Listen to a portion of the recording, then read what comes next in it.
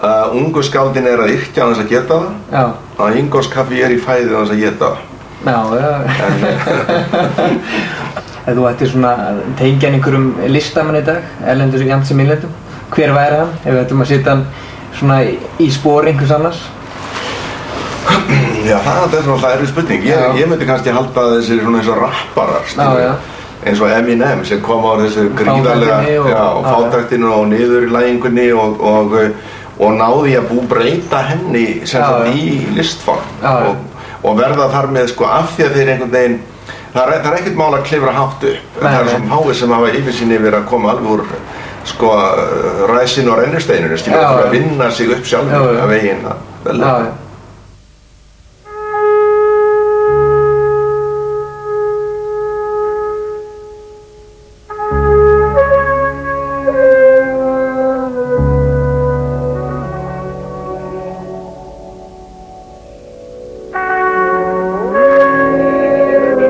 Aðalsteinn Kristmundsson, öðru nafni Steinn Steinar, var barnið sem enginn vildi.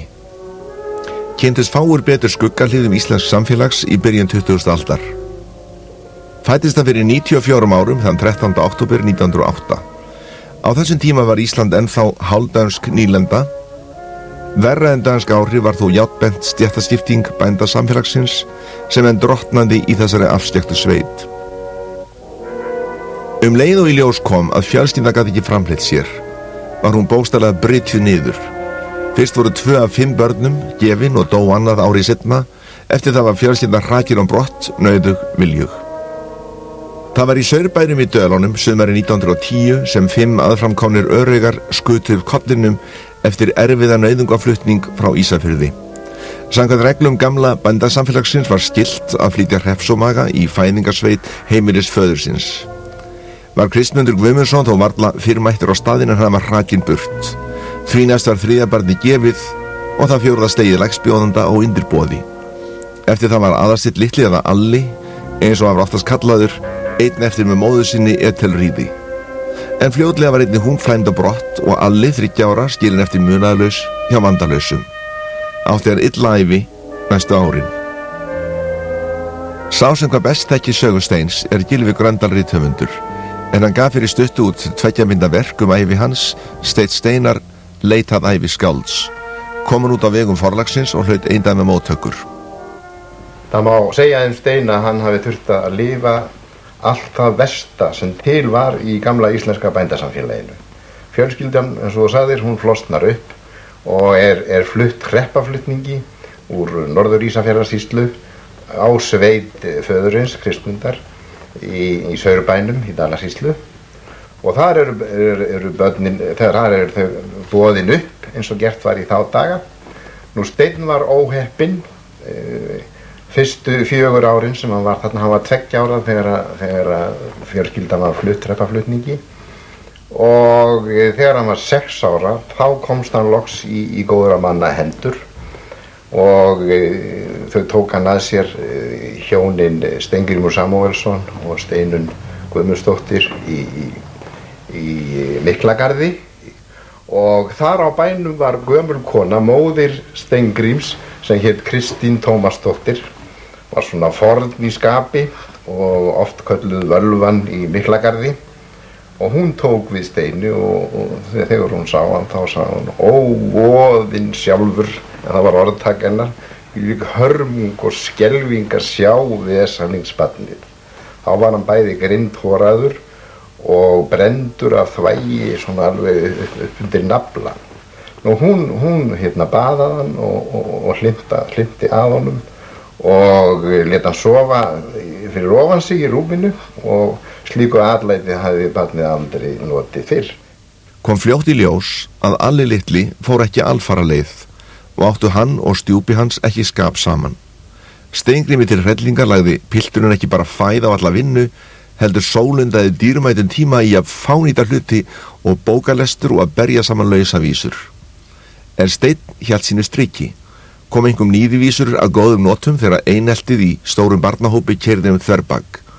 Eitt þeirra fáu sem að vinguðist við þennan undarlega einfara var árinu yngri, hét hann Eggert Snorri. Við samtíma fólk við skiljum ekki þessa grimmd sem Steinn Steinarr lenti í sem ungt barn. Hann vegna þess að móðurinn gat ekki séð fyrir börnunum, þá var þetta gamla miðaldakerfi í gangi sem einstakt í heiminum að vísu og ekki slæmt í sjálfu sér, að börnin voru boðin upp og sett niður á bæi. Og þetta var eiginlega svo þræla uppboð, nema hvað þetta var einmitt fólki sem gat ekki unnið og þetta var tíund gömul fátækratíund og þetta var bara eiginlega eins og skattur. Í staðinn fyrir að greiðan þá gastu tekið ómaga inn á þitt heimili og fyrir sumum var þetta alveg skelfileg reynsla og enginn vildi lenda í þessari stétt vegna þess að illa var farið með þetta fólk. Ef að hungursneyð var þá dó þetta fólk fyrst og það bara eiginlega ótrúlegt hvað varð úr Steini miðað við það að lenda í svo slæmri aðbúð að það stór sá á honum líkamlega. Þann 1. desember 1918 unnu Íslendingar lokasigur í 6 alda sjálfstæðisbaráttu en fæðingin gekk ekki þrautalaust. Eftir frostaveturinn mikla sigldi spænska veikin í kjölfarið með miklu mannfalli en nú var ekki aftur snúið. Ný kynslóð hugsjóna og athafnafólks var að hasla sér völl, staðráðin í að rífa þjóðin upp úr volæði og vesöld nýlendu tímans. Í fremstu röð voru 2 skáld sem bókstaflega umturnuðu lífi alla litla. Stefán frá Hvítadal var nágranni Aðalsteins í Saurbænum. Var hann nýlega orðinn landsfrægt skáld þegar hann barði dyra í Miklagarði árið 1919. Olli sú heimsókn og fleiri í kjölfarið straumhverfum í lífi 11 ára drengs Staula. Á meðan aðrir skömmuðu hann fyrir leirburð og lestrarfíkn, þá hvatti Stefán hann og leiðbeindi honum. Hitt skáldið var einn af farandkennunum hans, yngri og róttækar en Stefán og nú þekktastur undir nafninu Jóhannes úr Kötlum. Var hann síyrkjandi og smitaðist alli af skáldskapar áhuga hans. Jafnvel talið að Jóhannes eigi heiðurinn af því að hafa fyrstur uppgötvað skáldgáfu þessa óvenjulega sveitapilts.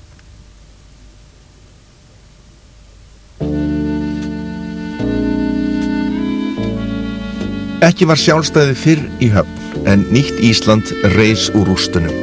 Stoltist var þjóðin af nýja höfuðstaðnum. Í kaupæti var brostin á tækniöld með óvæntum göldrum, merkilegast þóttu útvarpið og síminn. Hófust kynning Reykvíkinga af þessum furðu tólum svipaleiti og Aðalsteinn flutti þangað 18 ára gamall árið 1926 staðráðinn í að sigra heiminn.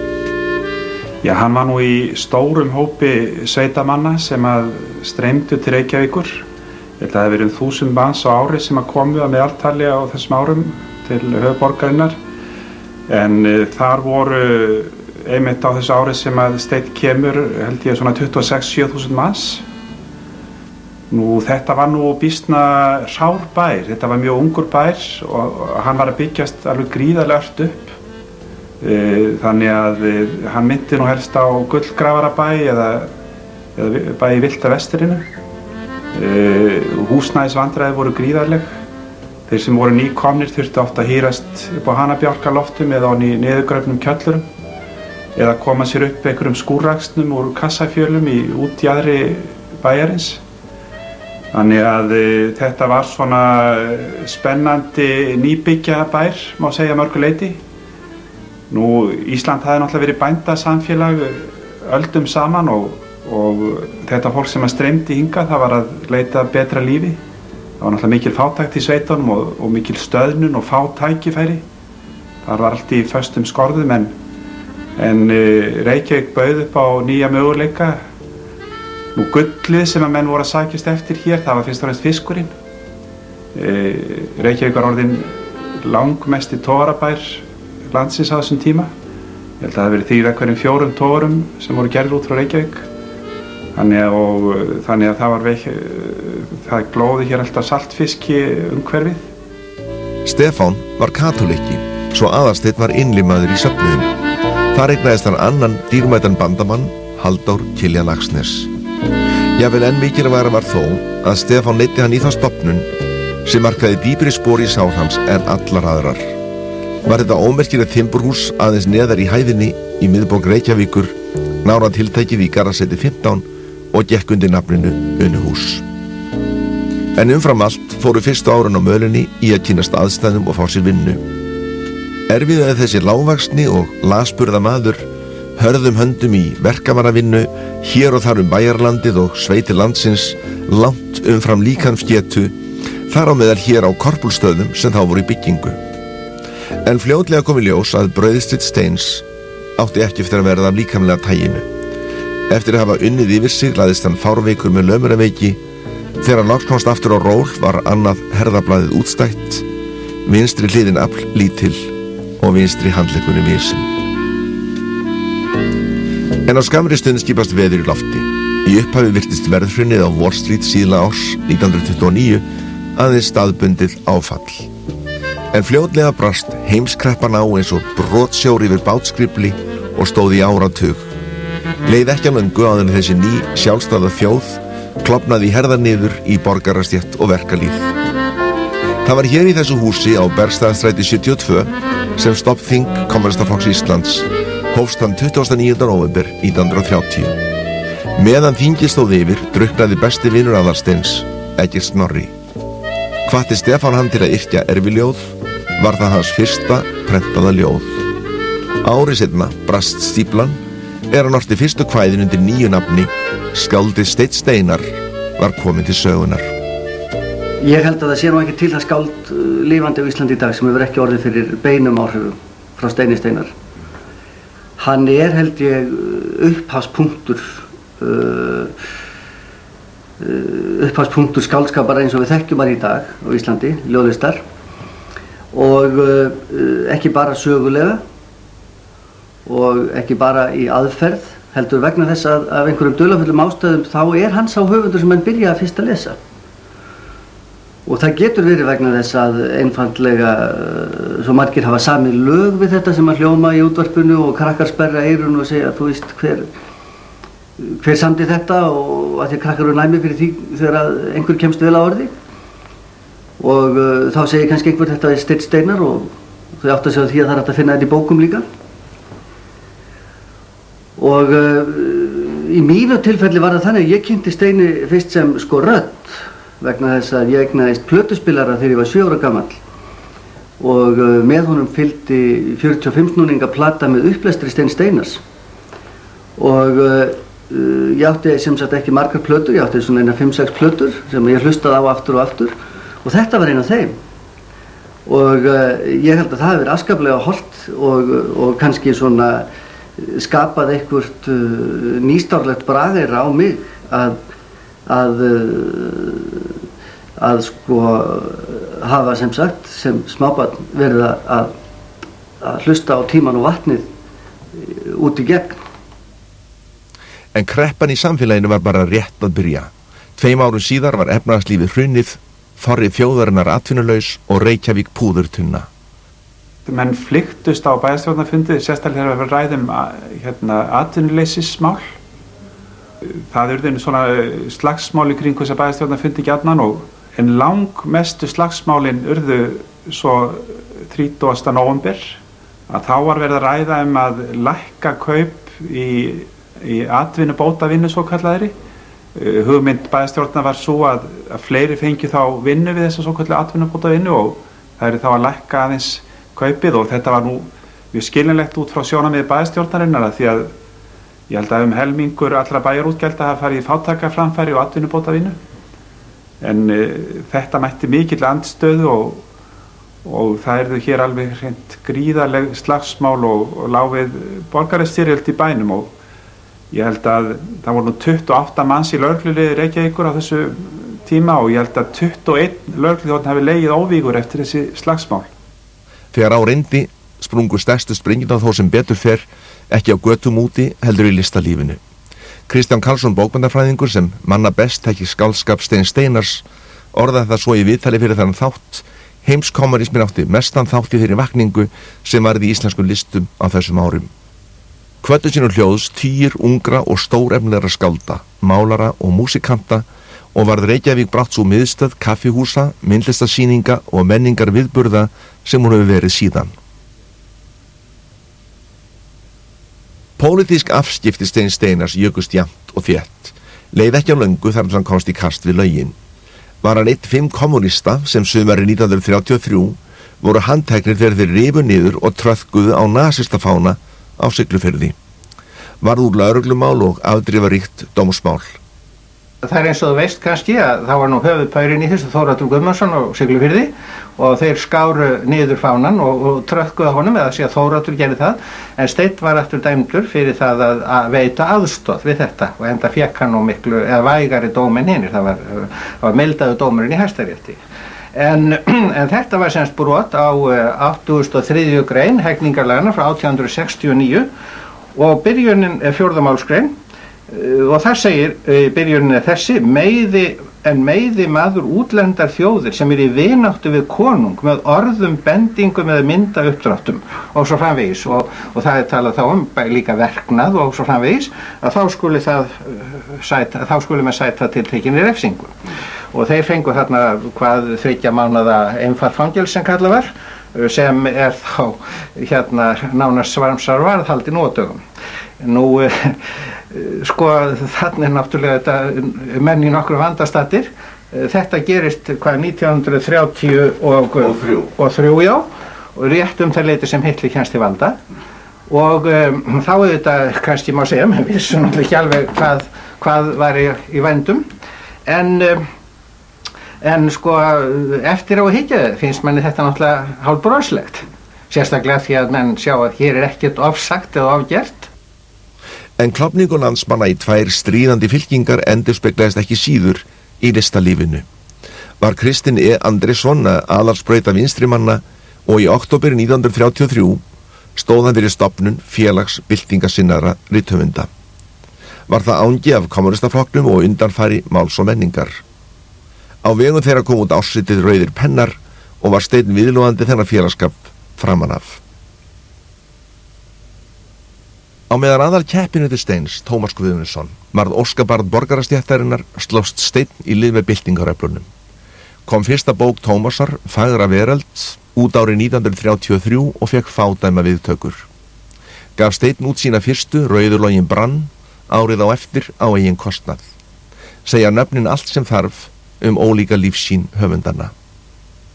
Fyrsta ljóðabók Steins var jafnframt sú róttækasta og lýsir þetta brot úr kvæðinu Verkamaður, vel viðhorfum hans á þessum tíma. Hann var eins og hver annar verkamaður, í vinnufötum og slittum skóm. Hann var aldrei hryggur og aldrei glaður og átti ekki nokkurn helgidóm. Hann vann á eyrinni alla daga þegar einhverja vinnu var hægt að fá, en konan satt heima að stoppa og staga og stugga krökkunum til og frá. Svo var það eitt sinn þann óra tíma að enga vinnu var hægt að fá. Hver dagur var harsótt og hatrum glíma við hungur vofuna til og frá. Þá ólgaði hatrið sem öldur á sænum og auðvaldsins harstjórum ristu þeir níð. Og loksins kom að því þeir börðust í bænum brauð handa sveltandi verka líð. Engin frægðasól eða sigurbogi saman tengdur við minning hans, en þeir segja að rauðir logar logi á leiði hins fátæka verkamanns. Þrátt fyrir hugmyndafræðiran ágreining þótti Steini svo mikið til stílbragða Tómasar koma að hann sendi honum eintaka bókinni sinni með þökk fyrir lánið. Ekki þess getið að borgarskáldi hafi kunnað að meta húmórinn, en Steinn var ekki bara vanur mótbyr, hann þreifst á honum. Á meðan Tómas var hrókur alls fagnaðar í samkvæmum betri borgara á einu glæsilegasta hóteli Evrópu, Hótel Borg, lifði Steinn fábreyttu lífi í hópi annara utangarðsmanna og bóhemma sem voru eins blankir og illa á sig komnir veraldlega og hann. Eyddi hann mestum hluta dagsins á hressingarskálum og öldurhúsum borgarinnar, einkum Hressó og seinna Ingólfskaffi, á milli þess sem hann sötraði kaffi með þröngum hópi kunningja og kollega í Unuhúsi og víðar. Hann var af að sérstýrlúgu maður, ekki þetta með hausinn og lágvaxinn, lágutinn hérsins, en hafði mjög góða rödd. Já. Og talaði ekki margt, en það sem hann laumaði út úr sér, menn tóku eftir því. Já.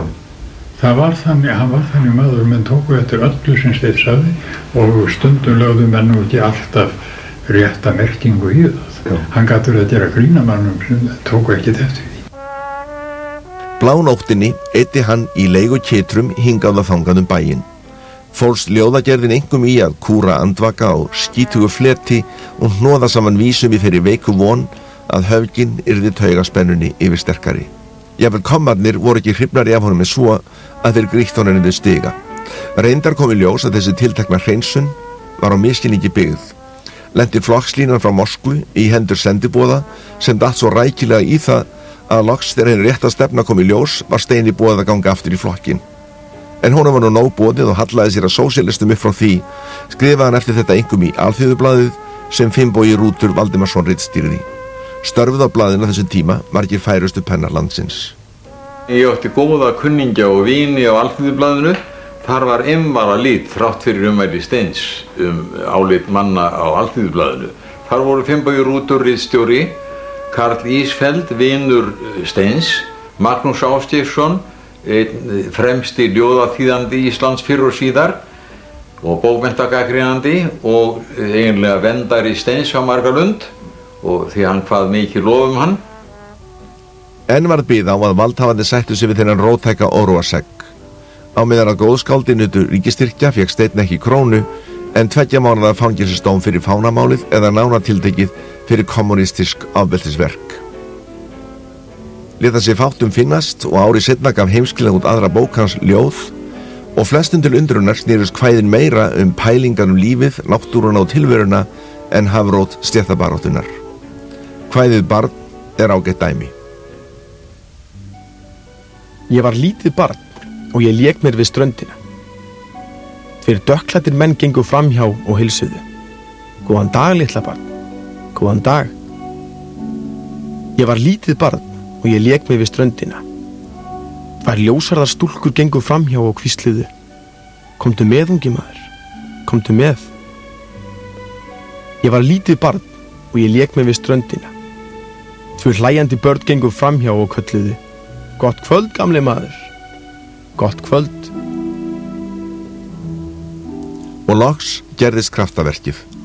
Ævilöng leit að ást og viðurkenningu bar ávöxt. Ung og glæsileg menntakona Ásthildur Björnsdóttir tók hann upp á arma sína. Flutti hún í bæinn frá Akureyri þetta leyti og bjó í Ingólfsstræti 6 hjá systur sinni. Var hún í einkatíma í vélritun og valdi kvæði eftir Stein til að æfa sig á. Að þessu spunnust kynnið þeirra, fyrir bæði var þetta ást við fyrstu sýn. Hann kynntist henni 1937 en þjóðfélagsleg staða þeirra var svo ólík. Hún var prestsdóttir og hann var öregi. Þannig að það gekk ekki, þau hætti að vera saman. Þannig að þeir voru ekki saman á stríðsárunum. Tíma leit út fyrir að uppgjörið við Ásthildi myndi ríða honum að fullu. Þá var það vinur hans Theodór Friðriksson skáld sem benti honum á að besta leiðin til að lifa af ástarsorg væri að skrifa sig frá henni. Útkoman varð meistaraverkið Chaplins vísan móti 1939. Eru síðustu erindi með því magnaðasta sem ort hefur verið á íslensku. Svo lokstað lengi mann ég, litla stúlku fann ég, sem blað í eldi brann ég og byska reynslu hlaut. Það er margt sem maður kannar og margt sem auðnan bannar og það var einnig annar sem ilsins hennar naut. Þó sæmir sísta að gráta, ég syrgja fram úr máta, þótt einhver telpu táta sé 2 mönnum góð. Og uppskal hugan herða og hugsa á ný til ferða, hvers virði sem þau verða, þín vittlust kveðnu ljóð. Þótt lár sé lífsminns hagur og langt sér unnin dagur og stásni stoltar bragur ei stafi honum frá. Eitt sinn upp skal rísa, mín öfugt kveðna vísa og fólksins leiðir lýsa lengra en augun sjá. Þegar Steinn tók loks að yrkja aftur hafði list hans breytt farveg. Upp frá þessu féll baráttan fyrir bættum hag alþýðunnar í skuggan fyrir innri baráttu hans eigin sálar.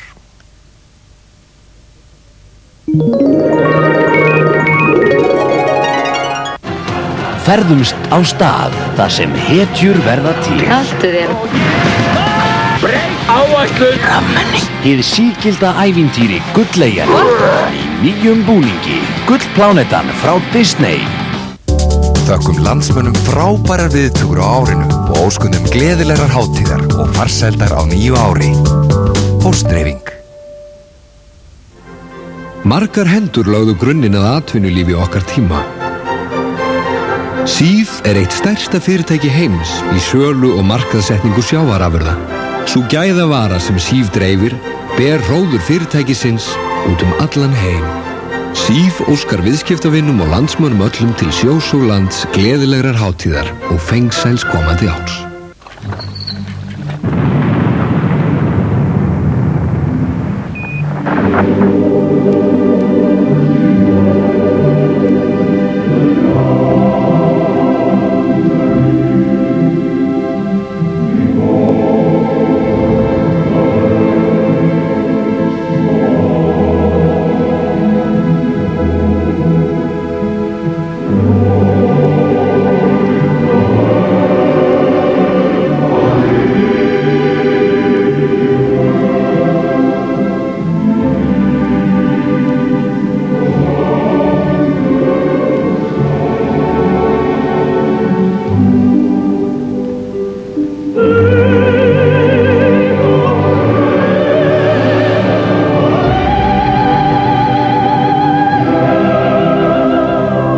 Alcan á Íslandi, Ísal, óskar landsmönnum gleðilegrar hátíðar og þakkar fyrir samstarfið á liðnum árum.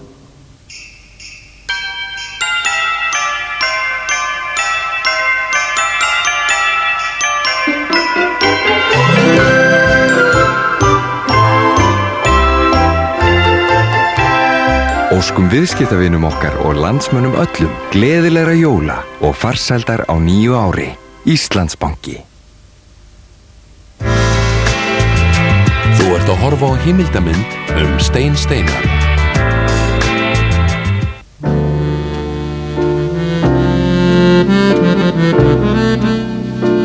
Árið 1939 tók kverkatak kreppuna loks að linast alla Evrópu nema á Íslandi. En löngu áður vissu glöggir menn að heimsfriðurinn var úti. Steinn var að braggast. Hann var komið nýjan bandamann, Ragnar í Smára útgefanda, sem hafði yfirtekið heimskringlu. Ragnar vissi vel hvaða snilling Steinn hafði að geyma, hampaði hann honum á alla lund og sá til þess að hann geti einbeitt sér að list sinni.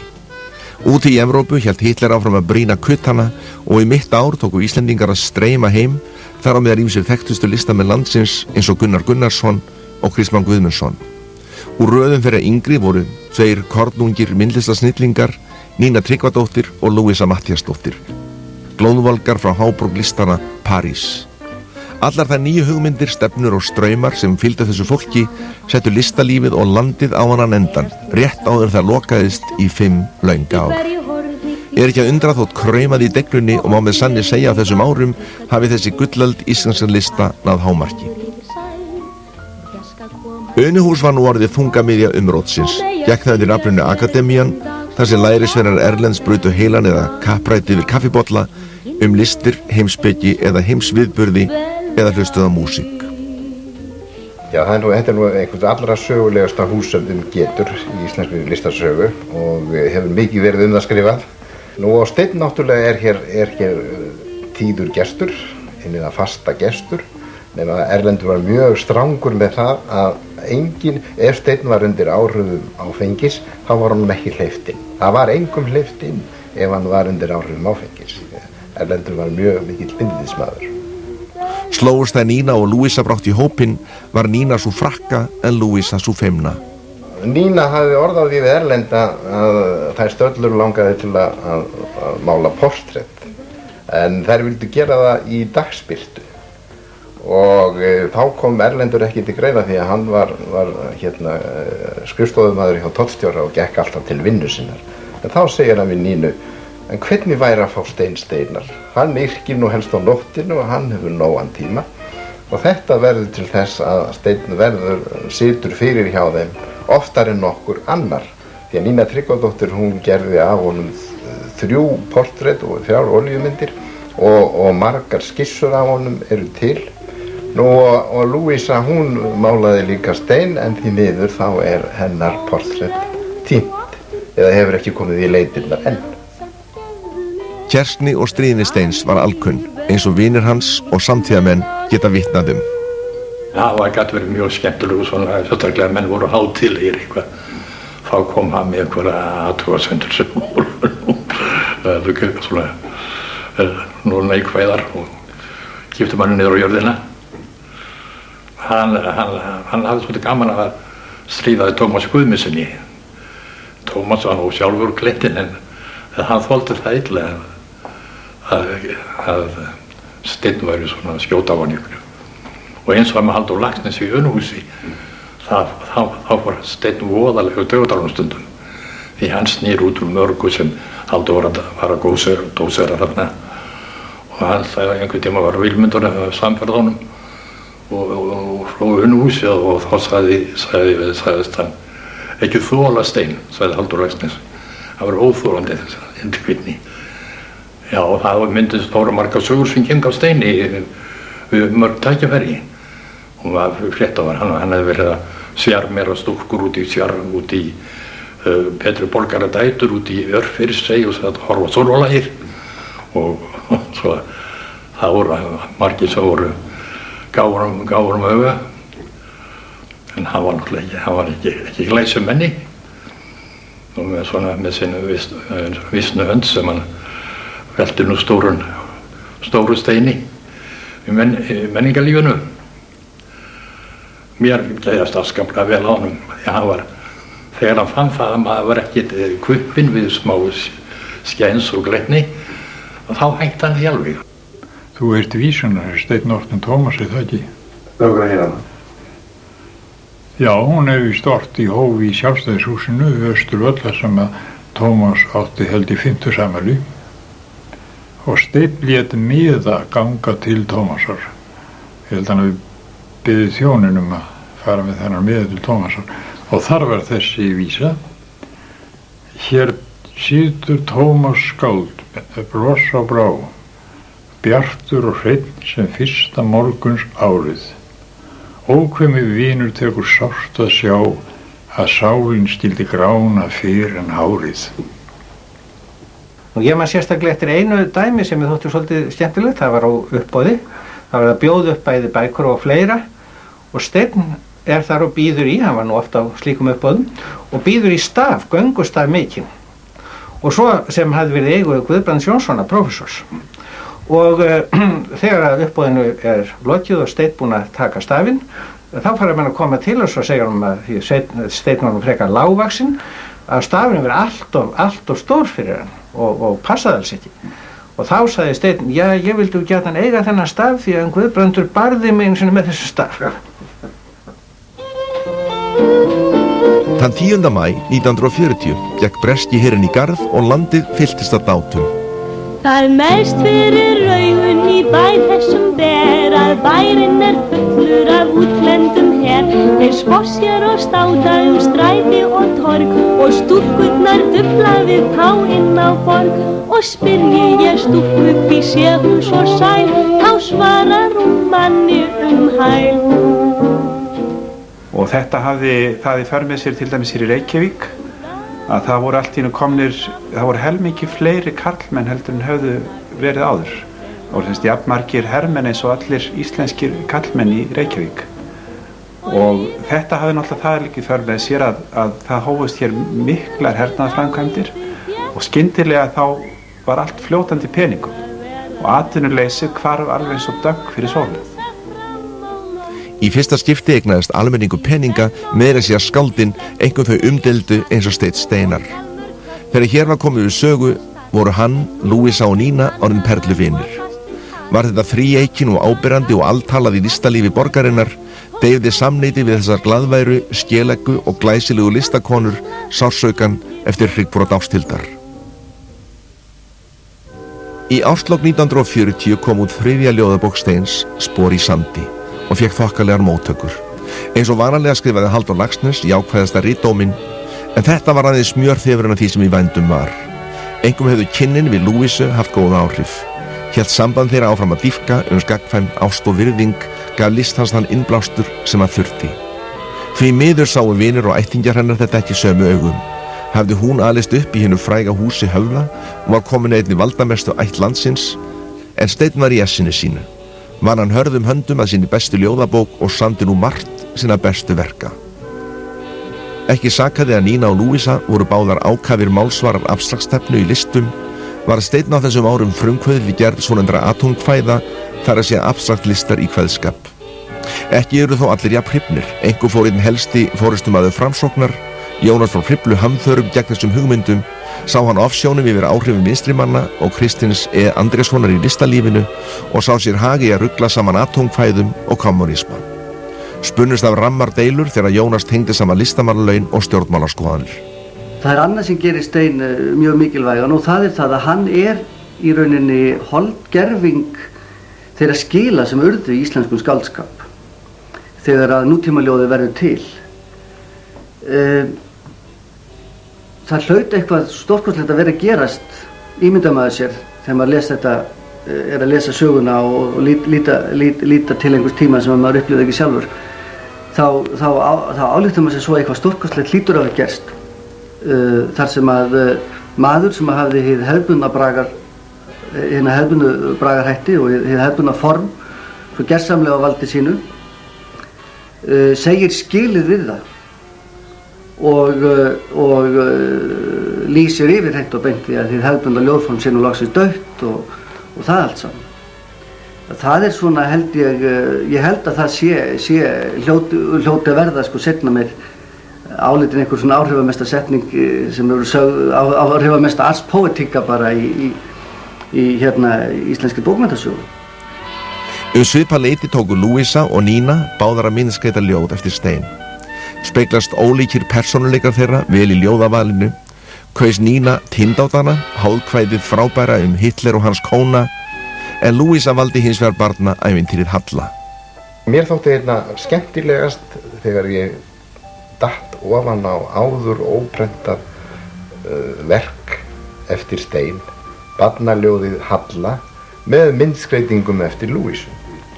Og þetta var einmitt gefið út núna samhliða ævisögunni og er mikill dýrgripur að mínum dómi og svona áþreifanlegur vitnisburður þeirra samvinnu.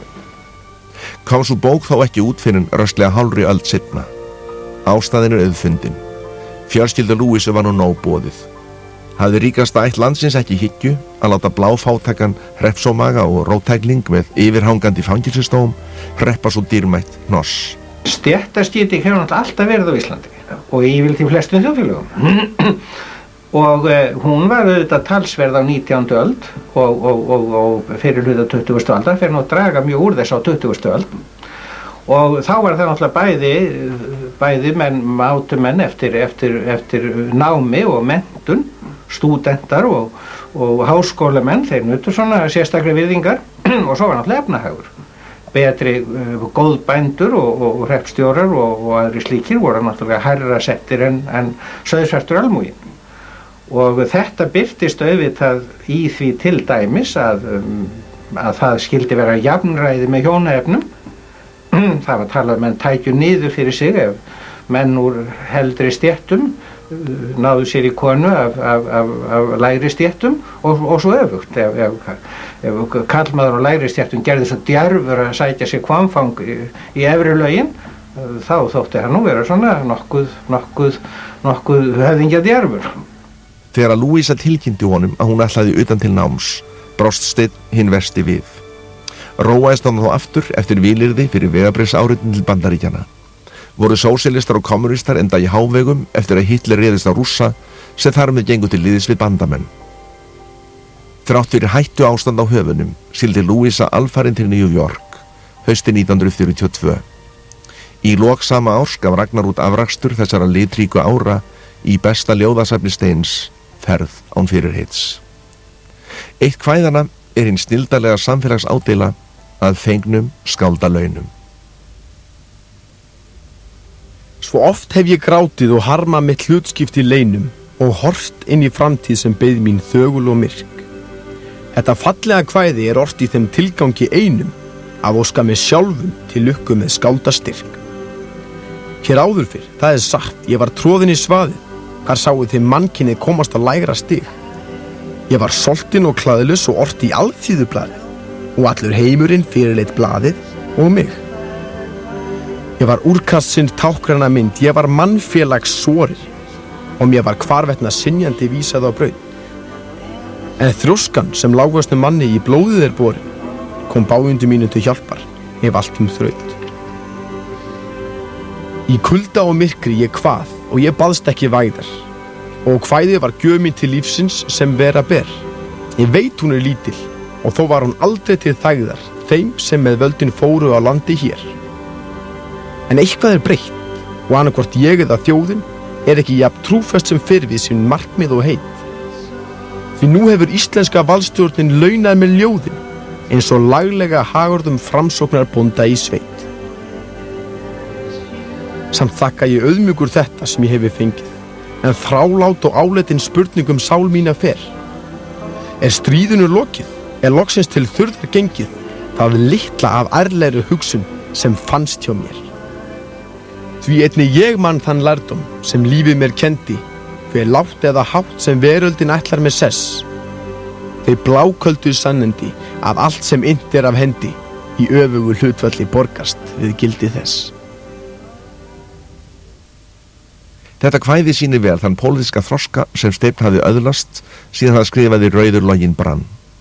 Engu að síður hikaði hann þó ekki við að beina sínum beittustu spjótum í að afhjúpa annmarka borgarsamfélagsins þegar honum fannst ofríki og einræðishneigð ættarveldana keyra þverbak. Ný bráðabirgðalög. Lauslegt uppkast ásamt drögum að meðfylgjandi greinargerð. Hlýðnin skylda sem þjóðin verður að þekkja. Þjóðin sem heild hver einstakur maður og flokkur. Við stöndum svo tæft það staðurinn sem enginn má hnekkja, að stórveldin hafa tvívegis hertekið okkur. Við vitum að þjóðin mun farast og frelsinu tapa, ef færustu mönnunum tekst ekki að leysa vandan. Og í tilefni af öllum þeim hættum sem hernáminn skapa, skal hér eftir banna fólkinu að draga andan. Og aðeins til þess, að sem fastir í lögbrotum lendi og lokið sér framkvæmdum skjótt og með árangri góðum, skal ríkisstjórn Íslands sem hefur verkið á hendi heimilt að leita sér stuðnings hjá öðrum þjóðum. Og sá sem ei hlýðnast skal þola sinn dóm fyrir það og þessi lög öðlast gildi þegar í stað. En eins og fyrir daginn var það ekki stríðið í þjóðfélaginu sem Steinn hafði mestar áhyggjur af, heldur stríðið í hans eigin sál. Kemur það eftir best fram í kvæðinu Það vex eitt blóm fyrir vestan. Það vex eitt blóm fyrir vestan og vornóttin mild og góð, kemur á ljósum klæðum og kveður því vöggu ljóð. Ég ann þessu eina blómi sem aldrei ég fekk að sjá og þanga horfi minn hugur í hljóðri og einmanna þrá. Og því geng ég fár og fölur með framandi jörð við il. Það vex eitt blóm fyrir vestan og veit ekki að ég til. Á meðan Steinn undirbjó vesturferð sína vann hann að tímanum á vatninu, þar sem hann gengur lengst í að leysa upp hefðbundur ljóðform. En enn á ný gripu örlögin í taumana. Þrátt fyrir gefin loforð var vegabréfsáritunin dregin til baka. Báru hvorki bónorð né bölbænir stuðningsmanna hans minnsta árangur. Skömmu seinna fór Nína vinkona hans sömu leið og Lúísa. Einn og yfirgefin hélt Steinn dauðahaldi sinn í síðasta vonar neyslan og lauk að mestu við tíman og vatnið.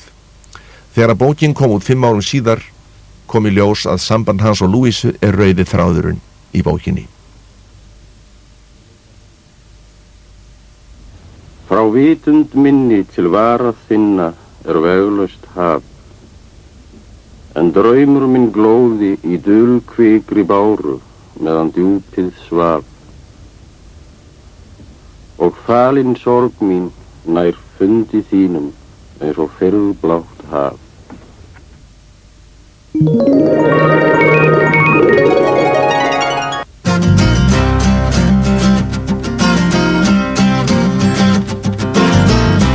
Þú hringir frítt innan fyrirtækis. Íslandssími. I'm going where the sun keeps shining through the pouring rain. Going where the weather suits my clothes. Banking off of the northeast winds, sailing on summer breeze, skipping over the ocean like a stone. Samskip, yfir lönd, yfir höf. Skjalaskápar, skúffuskápar, teikningaskápar og hólfaskápar. Þú finnur réttur lausnina fyrir skrifstofuna hjá okkur. Beistley, einfallega betri. Betko og Mattísen, Bæjarhrauni 10, Hafnarfirði. Skráning Kaupþings í Kauphöllinni í Stokkhólmi markar þáttaskil í starfsemi félagsins og leið í sókn íslenskra fyrirtækja á erlenda markaði. Á grundvelli 20 ára uppbyggingastarfs hefur Kaupþing fært út kvíarnar og gert Norðurlöndin að heimamarkaði sínum. Eftir kaupin á verðbréfafyrirtækinu Aragon og síðan sænska bankanum JP Nordiska starfar Kaupþing nú sem norrænn fjárfestingarbanki. Auk reksturs í Luxemborg, Genf og New York Kaupþing nú með öfluga starfsemi í 5 borgum á Norðurlöndum og setur stefnuna óhikað á frekari landvinninga á þeim vettvangi. Hinn trausta undirstaða útrásar Kaupþings felst í samhentum hópi starfsfólks og einstöku samstarfi við stóran hóp íslenskra viðskiptamanna. Mikil þekking og reynsla hefur safnast upp á undanförnum árum og í krafti hennar verður haldið áfram á sömu braut með hagsmuni hluthafa og 100.000 viðskiptavina að leiðarljósi. Kaupþing. Þú ert að horfa á heimildamynd Stein Steinar.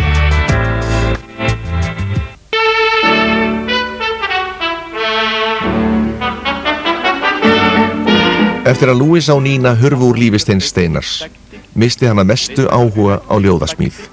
Á móti kom að hann var nú orðinn einn frægasti og umdeildasti listamaður þjóðarinnar. Þeir sem 12 árum áður tröðkuðu á stríðsfána nasismans voru ekki lengur kallaði niðurrifsmenn, heldur boðberar augljósar sanninda. En Steinn Steinar var ekki sá eini sem kom út úr seinna stríði breyttur maður. Sama gilti þjóðina alla. Hafði lýðveldisstofnunin hleypt í hana nýjum kjarki og bjartsýni, var stríðið varla búið en upphófst í þjóðfélaginu margra ára hatrömm umræða abstrakt list og atómljóð, enda þótt kveðskapur Steins í raun fremur hefðbundinn var þann þekktasti málsvari þessara nýju viðhorfa og oft kallaður fyrsta atómskáldið.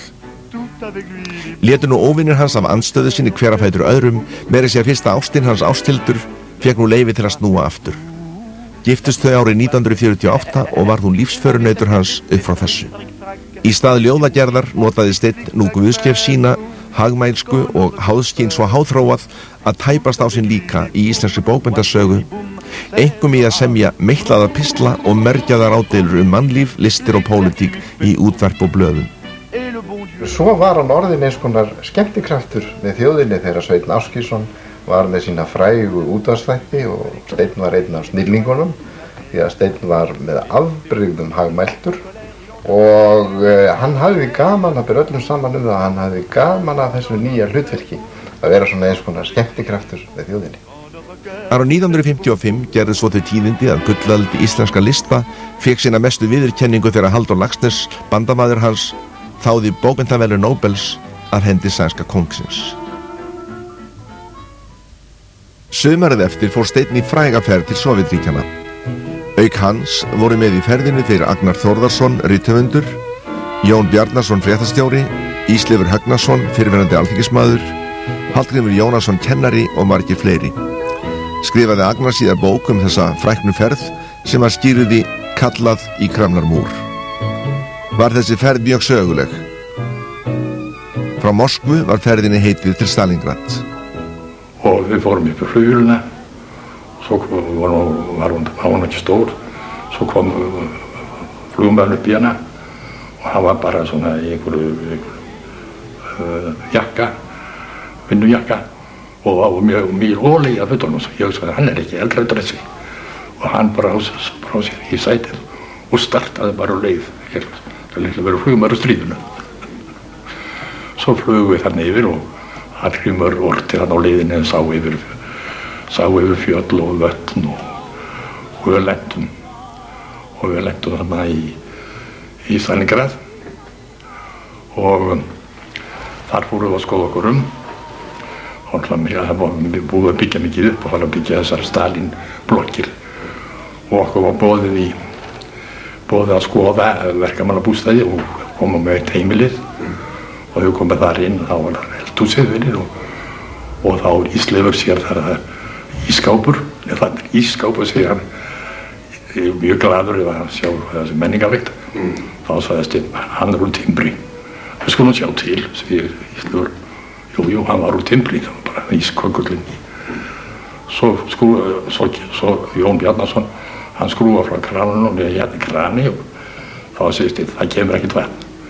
Það kemur ekkert vatn úr honum. Við skulum sjá til, hann skrúfa frá. Það kom ekkert vatn. Þá var allt í uppnámi. Og hann spyr strax að það er túlkinn og túlkurinn lætur kalla í húsvörðinn og húsvörðinn kom og svo einhver rörlækningamaður og það hafði verið tekið vatnið af og þið getur fengið það við biðum 2 tíma eitthvað svo leiðis getur fengið vatn. Svo þetta var nú ekki meira. Enda þótt Steinn væri löngum fullur efasemda ráðstjórnaríkin kom eftirleikurinn samt á óvart. Hafði hann vart fyrst í fæti á íslenska grund en hann slóst í hóp fyrstu vinstrimann á Vesturlöndum sem lýstu Sovétkerfið óalandi og óferjandi. En hann lét ekki þar við sitja. Á bak við ískalda múrana sá hann fyrstur þeirra allra glitta í aðra óværu sem ekki var líðum ljós fyrir 4 áratugum seinna glæpinn í Kreml. Þar með hafði listaskáldið góða haft það af, eins og Halldór Laxness benti á, að hafa snúið baki við öllum stórveldum samtímans. Sjálfur dauðinn, sjálfur djöfullinn hefur byggt þessa bergmálslausu múra. Dimmir, kaldir og óræðir, umlíkja þeir eld hatursins, upphaf lýginar, ímynd glæpsins. Dimmir, kaldir og óræðir eins og gral hins illa. Það var mesta lukka hans en þetta ritar að kynnast Steini síðustu árin sem hann lifði. Reyndist það jafn óðfús að miðla 11 ára drengstöðla af lífsvisku sinni og Stefán verndar í hans forðum. En til allra óhamingju hirti maðurinn, sem lagði harðar að sér en allir aðrir, að efla eigin geðhelsu og landa sinna, ekki að sama skapi eigin skrokk. Tóku nú endurtekin áföll, óregla yngri ár og keðjureykingar fram í andlátið að taka toll. Árið 1957 greindist Steinn Steinar með krabbamein, lést hann árið seinna þann 25. maí 1958, aðeins 49 ára gamall. Ég álít hann eitt af stærstu ljóðskáldum okkar völdinni sem leið. Ef ég ætti að nefna 5 menn, það var nú að hafa gaman að leggja þessa spurningu fyrir sjálfan sig. Hvaða 5 menn eru bestu ljóðskáld Íslendinga á völdinni sem leið? Án þess að maður nefnið á nokkuð í réttri röð, 1., 2. og 3. Að þá myndi ég nú nefna Stein samt 1. Halldór Laxness, Jón Helgason. Svo fyrir ég að hika. Tómas. Allir Davíð verður ekki að vera fljóta með sem svo flytti. Þetta nú því allt að segja svona. En Steinn Steinar gaf okkur fleira en ljóð allra tíma. Hann eitt sinnar kynslóðar þorði að segja þjóðsinni umbúðalösa sannleikan sjálfa sig. Án Jón Sigurðssonar hefðu Íslendingar aldrei endurheimt sjálfstæðið og án Jónasar Hallgrímssonar ekki íslenskuna. Færri vitað án Steinn Steinars ættu Íslendingar enga borgaralega hugmyndafræði og þar með engan leiðarvísi og landakort til að rata í framandlegum heimi komandi alda. Þegar til kastara kom voru það ekki borgarskáldin, heldur hreppsómaginn úr dölunum sem skildi Reykjavík og borgarsamfélagi best. Enda þótt heimspeki skáldsins endurspeglist í öllum hans verkum ljóði Landsýn frá 1954 ágætis dæmi þankagang Steins. Hér ljóðið í flutningi Erps Eyvindarssonar, tónlistamanns. Ísland, minn draumur, mín þjáning, mín þrá, mitt þróttleysi og viðnám í senn. Þessi vængjaða auðn með sín víðerni blá, hún vakir og lifir þó enn. Sjá, hér minn staður, mitt líf og mitt lán, ég lít þér, mín ætt og mín þjóð. Ó þú skrínlaða heimska og skrautkletta smán, mín skömm og mín tár og mitt blóð. Eftir situr spurningin hvernig á því stóð að sá fátækasti og aumasti af aldamóta kynslóðinni náði lengst þegar öll á botnin hvolft. Kannski liggur svarið í því að í hugskoti Steins Steinars yfirskyggði ávallt ein þrá, óttan við ósigra og vonina velgengni. Móðirinn sem yfirgaf son sinn 30 ára gamlan skildi eftir blæðandi sár sem ekkert gat grætt nema ást annar konu. Hversu mjög sem Steinn einbeitti sér að baráttu undirmársfólks og öreiga var það ávallt hinn rauði logi hans eigin sálar sem sárast brann. Þessi sársauki veldur því að list hans hefur ekki úrelst og sölnað, heldur elfst og dafnað og mun gera á meðan heimurinn helst í byggð. En kvæði Steins Steinars ekki aðeins fersk og nútímaleg, heldur á köflum svo djúp að undrum sætir. Á það ekki síst við ljóðin í síðustu bók hans, Tíminn og vatnið. Þekkja fáir betur þennan enn umdeilda ljóðabálk en skáldið Matthías Jóhannesson.